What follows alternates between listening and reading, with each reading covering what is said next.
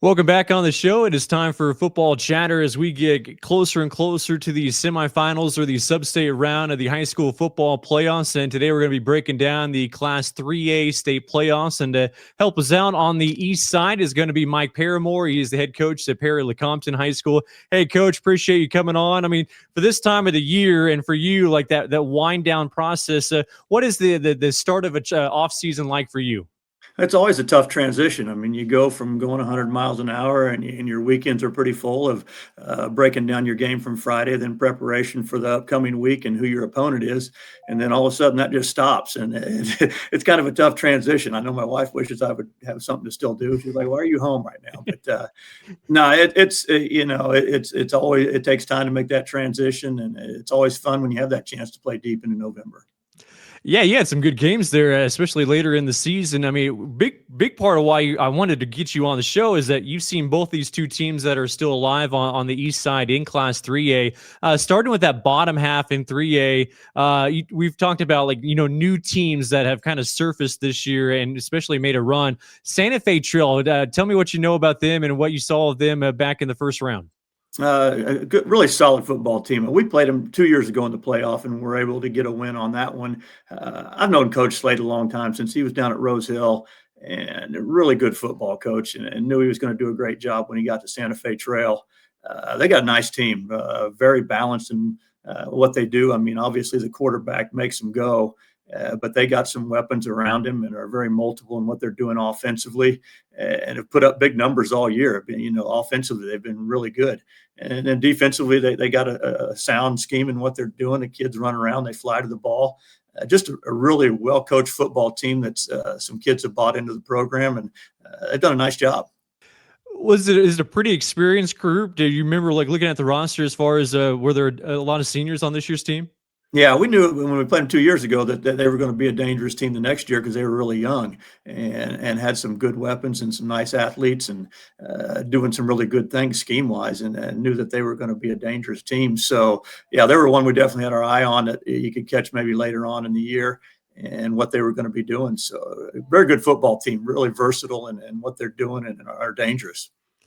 Also in that sub-state round, a team that you played a couple weeks before that Santa Fe Trail team, a Topeka-Hayden, obviously kind of expected in 3A East once again to make a run, and they did that. What'd you see from them a few weeks ago?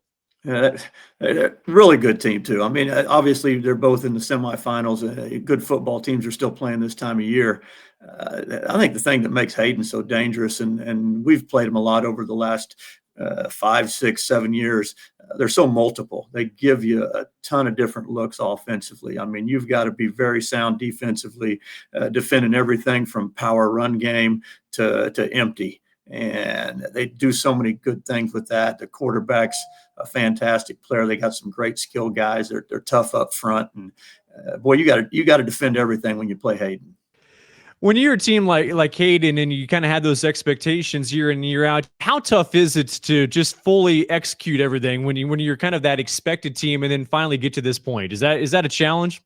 I think, yeah. I mean, there's different parts that come at it, but when you're wearing the bullseye, that's a great challenge too. And to get, they always say that climbing the mountain's easier than staying on top of it, and they've done a good job of being at the top of the mountain. They know they're going to take everybody's best shot, but they keep bringing cats in there that can play. They're extremely well coached. They're just a really good football team all the way around. Well, not asking you to predict a score or anything, but if you look at this matchup, which is knowing that what you know about both these two teams and what you've seen, Yeah. how do you see this one kind of playing out into the strengths and weaknesses? I think it's going to come down to, I think both teams can score points. They've both been very high scoring offenses all year, to seeing who can go get a stop. I think, you hate to make a prediction, but I think Hayden's just so dangerous in what they do with everything. They've got a lot going on, and not that Trail can't defend that or bad. I think Hayden's maybe the better football team going in, but it should be a really good football team. You're in the semifinals. Both teams have done some great things. They're playing with confidence. They're playing with physicality, and it should be a great game on Friday night.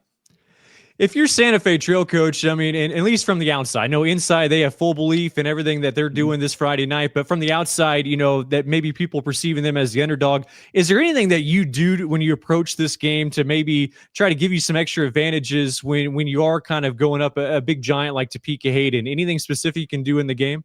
Well, I think that's a fun place to be in when, just the guys in your room, we talk about we're going to circle the wagons and we're going to take care of each other.